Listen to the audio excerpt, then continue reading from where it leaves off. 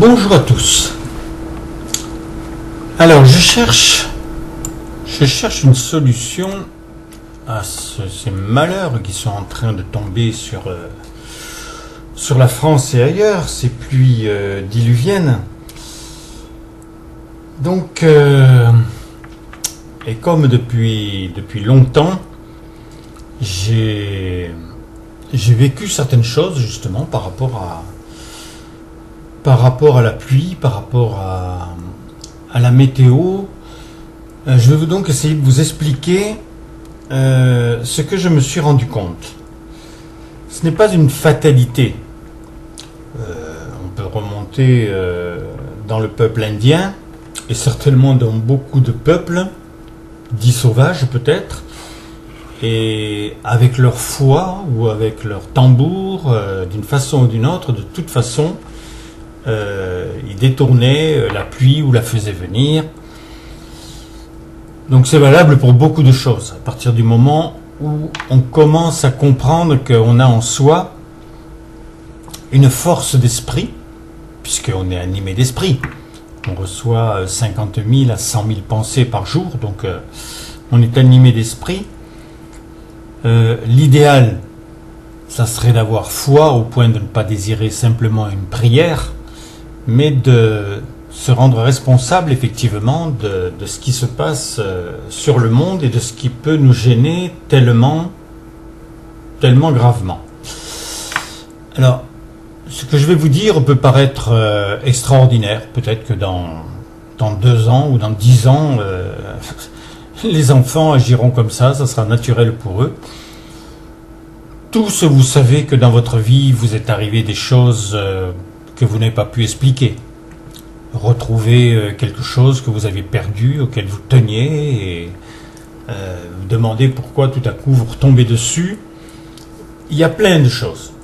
Plein de choses. Je ne vais pas vous parler de la vie après la vie, je ne vais pas vous parler de choses qui sont trop exceptionnelles, mais ça j'ai déjà mis en pratique depuis très longtemps. Je me suis amusé. À un moment, je faisais des cheminées. Et au moment du repas, avec la personne avec qui était avec moi, ça pouvait être un employé, un stagiaire, on s'amusait à ça, parce qu'on était dans une chaise, on regardait le ciel, et j'avais lu quelque part qu'un des premiers exercices de visionnement, c'était de pouvoir se rendre compte qu'on pouvait faire disparaître des nuages. Alors, je vous assure que j'y croyais pas plus que ça. Puis j'ai commencé à visionner ce nuage plus ou moins gros. La plupart du temps, ils étaient blancs. Ce n'étaient pas des nuages noirs qui allaient nous faire tomber la grêle. Mais donc, et puis en visionnant à la place le ciel bleu, l'exercice c'était ça, de le voir se rendre pas se pulvériser, mais petit à petit, et ça pouvait aller assez vite, de faire disparaître le nuage. Bon, ça m'a amusé, je me disais, tiens, on a des pouvoirs, et puis c'est pas aller plus loin. Et puis, je continuais mon travail, je faisais toujours des cheminées, et curieusement, petit à petit, j'ai eu besoin de voir une plus grande efficacité, c'est-à-dire que quand je faisais des cheminées, et j'en ai fait beaucoup, j'en ai fait 3000 à peu près sur toute la région d'Avignon et plus loin. Donc, mais des fois je faisais aussi le conduit. Et tout le monde sait que quand on a fait l'étanchéité, qu'on a mis l'enduit sur le conduit extérieur, il ne faut pas qu'il pleuve. Et donc quand je voyais qu'il allait pleuvoir, alors moi, je ne faisais pas une prière, mais quand même, je demandais à Dieu. Je visionnais, mais surtout en lui demandant, en disant, mon Dieu, il ne faut absolument pas qu'il pleuve, parce que c'est fini, quoi. Tout mon travail est à refaire. Et il ne pleuvait pas. Alors, petit à petit, j'acquérais une certaine confiance, une certaine foi. Et c'est arrivé à un moment où je faisais des façades. Alors, on faisait des façades à la tâche avec un patron, bien entendu. Et là, alors, c'était encore pire. Parce que quand on faisait les façades, avec des produits plastiques, il fallait finir la maison et surtout qu'il pleuve pas, parce qu'alors là, c'était un désastre. Tout était à refaire, ça aurait coûté très cher, etc. Et bon, moi je le disais pas au patron, mais quand je voyais que de l'horizon il arrivait des choses un peu douteuses dans le ciel, ben pareil, je disais mon Dieu, il faut absolument pas qu'il pleuve parce que tout notre travail, le patron sera stressé, etc. Si bien qu'à un moment je l'ai dit au patron et c'était lui-même qui venait, qui me disait Roland, t'as vu un peu le ciel là-bas, il faut pas que ça se passe, hein. Ben j'ai dit oui, c'est bon, je vais faire ce qu'il y a à faire. Et il pleuvait pas. Et là maintenant j'ai bientôt 72 ans, donc je vous cache pas que j'ai laissé tout ça pour vivre des choses bien plus intéressantes, bien plus importantes. Parce que quand on commence à avoir la foi, ben, on voit des choses qui se passent. Une des choses primaires, c'est ce qui a été demandé dans les évangiles, hein, de guérir. Et c'est vrai que j'ai fait, je sais pas combien, peut-être 5000 ou 7000 guérisons gratuites en 50 ans. Et puis là, quand je vois le désastre, je me dis, et j'entends surtout les journalistes, qui en fait pour moi ne font pas un travail intéressant parce qu'ils décrivent les faits, ils parlent des assurances, bah oui, des choses classiques, mais il n'y a personne qui vient et qui dit mais et si on se mettait, bon moi je le fais tout seul, mais si vous vous mettez à 10 ou à 100 sur toute une région en voulant effectivement empêcher ces massacres, parce que maintenant il y a des morts, il y a des choses graves qui se passent dans d'autres pays, mais on ne sait jamais ce qui peut se passer chez nous non plus, hein. Donc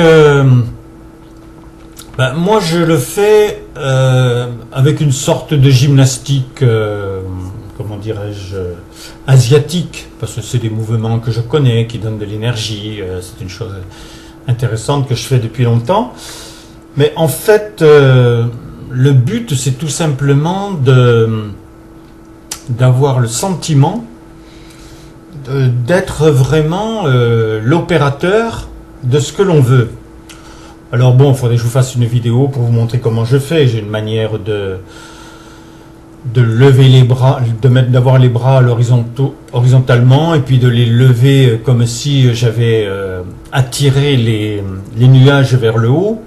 Bon, moi je fais encore autre chose avant, c'est-à-dire que je me projette, par imagination, je me projette carrément au-dessus des nuages, au-dessus des nuages il y a le ciel bleu, et j'attire effectivement tous ces nuages vers le haut, jusqu'au moment où, retournant les mains, c'est comme si j'avais une boule de tous ces nuages complètement conditionnés. Et là, en redescendant les bras, je redescends les nuages le plus loin possible. Alors, je ne vous cache pas que je cherche à les vaporiser aussi bien au fin fond de l'Atlantique ou du Pacifique. C'est pas plus loin, c'est pas plus dur que de les faire partir sur le Gard ou sur l'Isère, hein. C'est juste une vision. Et si je vous dis ça aujourd'hui, c'est que je l'ai fait une quinzaine de fois. Et je suis sidéré moi-même de voir que, bon, moi je suis sur Avignon, que chaque fois que je le fais, et même alors maintenant c'est assez impressionnant parce que des fois le ciel est noir. Et là je dis mon Dieu, non, c'est pas possible. Il faut dire aussi que depuis quelque temps, comme j'ai un petit chien, je veux le sortir bien entendu. Et s'il pleut, il va se mouiller. C'est très très désagréable de sortir 20 minutes avec un chien sous la pluie. Donc je demande à Dieu là aussi et je fais ces gestes que je vous dis et j'ai pratiquement toujours mes 20 minutes où il pleuvra pas. Mais là c'est quand même plus impressionnant parce que ça fait plusieurs fois et c'est pourquoi je le dis maintenant sur les ondes. C'est parce que j'ai vu un ciel noir qui annonçait véritablement des pluies ou la grêle, fait des choses violentes. Et alors la plupart du temps, je le fais à peu près 2 heures avant quand même, hein. Je ne sais pas faire plus vite. Mais c'est quand même incroyable parce que après, ça peut être des nuages blancs dans le ciel, mais il pleut pas. Ou quelquefois même un ciel bleu totalement.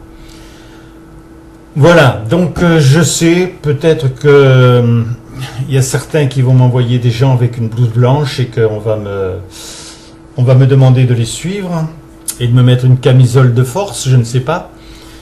Mais j'ai tellement de surprises depuis des dizaines d'années maintenant que tant pis, je fais en sorte de vous dire ça. Et si vous voulez m'appeler et que je vous explique comment je le fais exactement et comment vous pouvez le faire, bien entendu, et puis peut-être vous grouper si vous vous sentez trop faible tout seul, ou me faire appel pour que ça sera toujours gratuit, hein. C'est des services de vie, de bien, d'amour, qui peuvent empêcher effectivement des désastres, parce que c'est tellement malheureux de voir sa voiture qui est complètement détruite, ou sa maison, ou des choses tellement ennuyeuses. On n'a pas besoin de tous ces ennuis-là, il y a tellement de choses dramatiques qui se passent que on peut quand même essayer de se libérer de certaines choses. Et puis peut-être qu'après, on apprendra ensemble à se libérer de beaucoup plus de choses qui nous ennuient à l'heure actuelle. Voilà, je vous embrasse tous, je vous donne mes 2 numéros de téléphone, 06 33 35 04 49 et le fixe 09 84 19 69 76. Je vous donne mon mail aussi, parce que pour certains c'est peut-être plus facile de m'écrire un mail.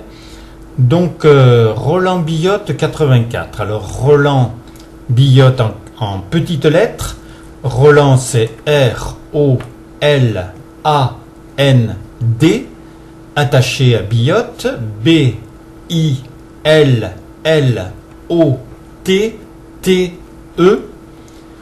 84.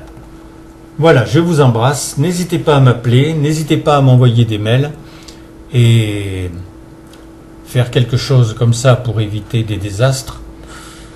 Pourquoi pas? Le temps est peut-être venu maintenant où on se rend compte qu'on a bien plus de puissance par l'esprit que simplement avec nos poings fermés ou nos bras et nos jambes et notre tête. À bientôt. Au revoir.